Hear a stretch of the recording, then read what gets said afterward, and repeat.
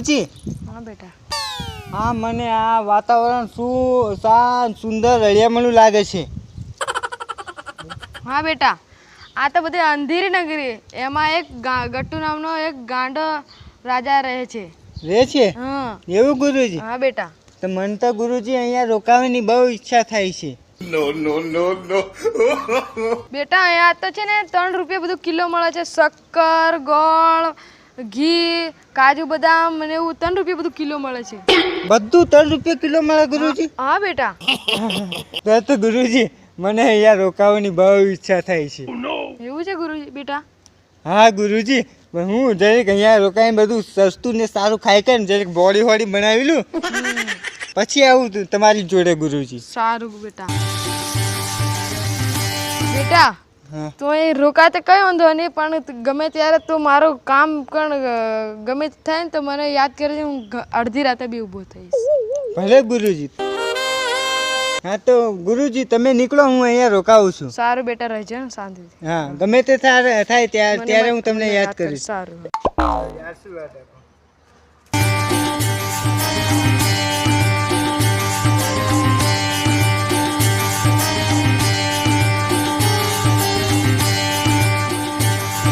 ભિક્ષામદેહી, કોઈ મને લોટ ગમે તે આપો, આ પેટ ભરવા માટે કઈ તો આપો. લો ગુરુજી. ભલે બેટા, સુખી થા સુખી થા.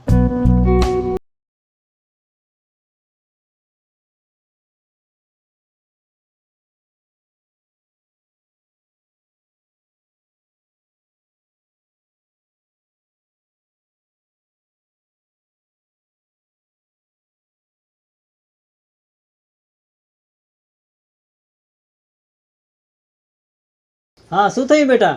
દિવાલ પડવાથી બોકડી મરી ગઈ. દિવાલ પડવાથી બોકડી મરી ગઈ? તે કડિયો કોણ હતો? કડિયાને તું હમણાં મારી જોડે હાજર કર. હા ગુરુજી. મહારાજ કી જય હો. હા એટલે તું કડિયો છે એમ ને? હા મહારાજ. તો આ ભાઈની દિવાલ તે એવી ચણે કે બકરું મરી ગયું? મહારાજ મેં ચણેલી પણ માલ બનાવવા વાળાની ખામી હતી જરા. માલ બનાવવાની ખામી હતી એમ ને? હા તો એના મારી જોડે હાજર કરો. માલ કોણે બનાવેલો એને હાજર કરો હમણાં. હાજી મહારાજ. મહારાજ કી જય હો. જય હો. મહારાજ મને બોલાવવાનું કારણ? હા એટલે આ કડિયે ચણી તો માલ તે ફીકો બનાવેલો? હા મહારાજ મેં બનાવેલો, પણ એક મુલ્લો જતો હતો ને હા, હા. એના ધ્યાનમાં હું એને જોવા રહી ગયો હતો ને, એટલા માટે પાણી ડેરેક વધારે વધારે ગઈ. તો કોણ મુલ્લો હતો એને મારી જોડે હાજર કરો. હાજી મહારાજ. એના કારણે પેલું બકરું મરી ગયું. બરાબર? એ કેટલું નુકસાન થયું ભાઈને? ચલો હમણાં જ હાજર કરો.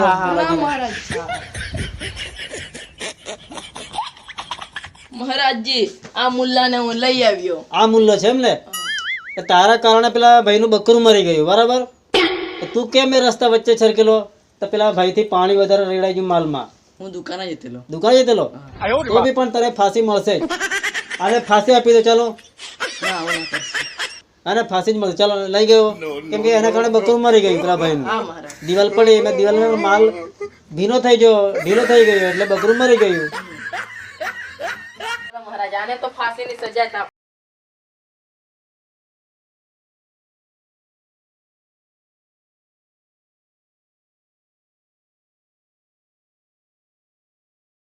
આ મુલ્લાજીને ફાંસીને ફંદે ચડાવી દે. હા મહારાજ. મહારાજ આનું ગળું તો બહુ પતલું છે અને આપણો ગાળિયો તો બહુ મોટો છે. ગાળિયો મોટો છે અને ગળું પતળું છે. હા. તો કામ કરે સેનાપતિ, આપણે અંધેરી નગરીની અંદર ઘણા જાડિયા માણસ છે. ખાઈ જાડિયા બોડી બનાવેલી છે ને, તો જાડિયો પકડી લાવો એને ફાંસી પર ચડાવી દે. આ મુલ્લાને તમારી પાસે રાખો. હા મારી જોડે રહેશે. તું બીજો કોઈ જાડિયો પકડ લાવ. હા હા હા. પ્રણામજી મહારાજ. હા અંધેરી નગરી ખાઈ છે ને બોડી તો મેં બનાવી પેટ બહુ આવડું મોટું કના કરી છે. 3 રૂપિયા કિલો ખાઈ કરીને મારે તો મજા આવી ગઈ. હવે ગુરુજીને યાદ કરીને હું છે ને ગુરુજી ભેગો આવીને આવી છું. બોડી તો મેં બનાવી લીધી. જલસા છે બાકી અંધેરી નગરીમાં મારા જલસા છે. વધારે ખવાઈ ગયું લાગે આજે તો. 3 રૂપિયા કિલો ખાઈને જલસા પડી. મને લાગે આ જાડિયો છે આ તો ફાંસીના ગળામાં આવશે. પંડિતજી તમને મહારાજ બોલાવે છે ઇનામ આપવા કરે આવડું મોટું. આપણું મોટું ઇનામ આપવા કરે હા મને? હા રાજાઓ મને શું લેવા રાજા ઇનામ આપે કે કાંઈ કે ના મેં બોડી બનાવી એનું? એના માટે એમ લાગે છે મને. આ તો ઉઠવા દે. ઓહો બોડી તો ભાળો તમારી અંધેરી નગરીમાં એવું શું તમે ખાધું? અરે 3 રૂપિયા કિલો બધું મળ્યું, બધું ખા ખા કર્યું, બોડી બનાવી. હા હા તો ચાલો તમને મહારાજ બોલાવે છે ઇનામ લાવેલા છે. હા હા ઇનામ લઈ લું આજે. મહારાજજી જય હો. બોલો મહારાજજી, મને ઇનામ આપવાનું કારણ? હા તે ખાઈ ખાઈને બોડી બનાવેલી છે ને એના માટે તને ઇનામ આપવાનું છે. હા તો લાવો મહારાજ મારું ઇનામ આપો. સેનાપતિ હા આ સાધુને ઇનામ આપી દો, ફાંસીને ફંદે ચડાવી દો. ના ના મહારાજ, મને કેમ ફાંસી ચડાવું? હું તમને પગે પડું. આ તમે પંડિતને કેમ આવો પાપમાં પડો છો, પંડિતને ફાંસી આપીને? અલે ભાઈ પેલા ભાઈનું બકરું મરી ગયું છે દિવાલ પડવાથી, તો ગાળિયામાં કોઈ આવતા નથી. તારા જેવી બોડી કોઈને છે નહીં, તો હવે તારે જ ચડવું પડશે ફાંસી પર. મારે? હા કોઈ બધા પાતળા છે, ગાળિયા મોટો છે. અરે પંડિતજી, આ ખાઈ ખાઈને મેં પંડિતજી ભૂરો થઈ ગયો. તમે તો જાડા તમારું પેટ તો જો. ચાલો સેનાપતિ એને ચડાવી દો, ના મહારાજ આવું નથી કરો. ફાંસી પર ચડાવી દો. ચડાવ પડે નહીં ચાલે. હવે મારે મારા ગુરુજીને યાદ કરવા પડશે. મને કહેતેલા કે કંઈ જરૂર પડે તો મને યાદ કરજે. હવે હું મારા ગુરુજીને યાદ કરું.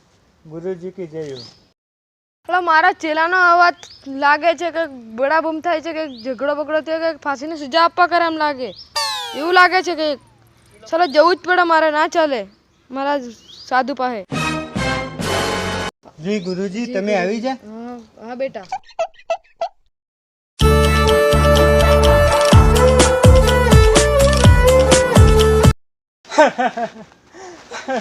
મહારાજજી મને ફાંસી ચડાવી દો. સેનાપતિ કેમ આટલો હસે છે? આજ ફાંસી ચડવા તો તૈયાર છે તો બી મને ફાંસી ચડાવી દો મહારાજજી. કેમ પણ તને આટલો ઉતાવળ કેમ કરે છે તું? મહારાજજી આજે જે હાલમાં જે ફાંસી ચડશે ને એને સ્વર્ગમાં જોવા મળશે. સ્વર્ગમાં જવાનું? હા મહારાજજી, લો મને ફટાફટ તમે ફાંસી આપી દો. તો મહારાજ એને ચડાવો એને ટાઈમ થાય છે. મારો જવાનો ટાઈમ થઈ ગયો છે. મહારાજજી ફાંસી મને ચડાવી દો. એવું?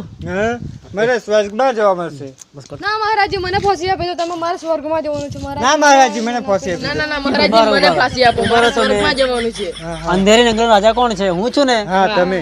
તો ફાંસી તો મારે જ ચડવું પડશે, કે મારે સ્વર્ગમાં જવાનું. મારા જીવતાજી આ આપણે અંધેરી નગરમાંથી કોઈ સ્વર્ગમાં જઈ જ નહીં શકે. તો સ્વર્ગમાં તો મારે જ જવું છે. તમે બધા બહાર રહો, મને ચડી જવા દો. હા, ભલે સેનાપતિ મહારાજ. તને હુકમ કરું છું, સેનાપતિ મને ફાંસી પર ચડાવી દે તું. હા હું મહારાજજી હું તમને ફાંસી આપી દઉં. હા મને તમે આપી દો ફાંસી. મારે સ્વર્ગમાં જવાનું છે. અરે મહારાજજી જેવી તમારી ઈચ્છા. હલો મહારાજ તૈયાર તમે? હા તૈયાર. હા હા હું તો સ્વર્ગમાં જવાનો છું. હા મહારાજજી સ્વર્ગમાં જવાના. સ્વર્ગમાં જવાની મારી ઈચ્છા છે. મજા આવી જવાની તમારે. તો ફટાફટ ગુરુજી મને ફાંસી આપી દો. હા